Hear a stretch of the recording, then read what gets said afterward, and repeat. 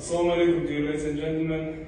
I'm a great honor to be here in front of you. A lot of thanks for having me. I've been in Serbia the first time almost 8 years ago, and in that time I had a dream.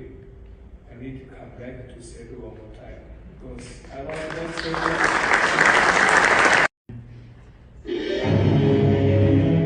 Žanrovski umetnički izraz, izvođačka instrumentalna i vokalna multijezičnost kao izraz osobenog poštovanja prema kulturama sveta i suptilna tumačenja nijansi svojstvenih različitim nasleđima i baštinama predstavljaju samu supstancu radosti koju donose muzičke bravure ambasadora kulture raznolikosti Dimaša Kudaibergena, čija čarobna eksplozija tonova definiše pojam muzičkog raspona i ocelovljuje muzičku kreaciju originalnog i neponovljivog karaktera.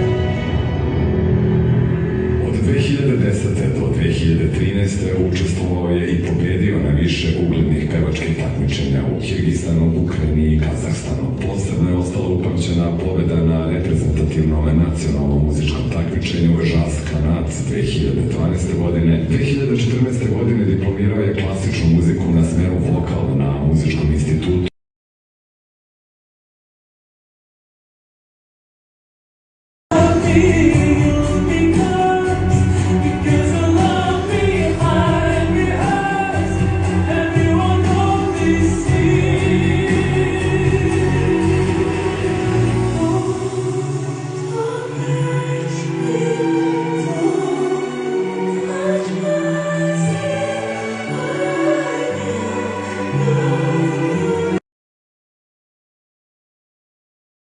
He is the best in the world.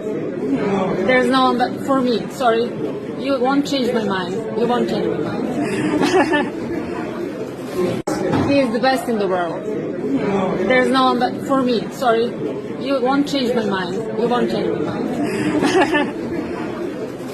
First one.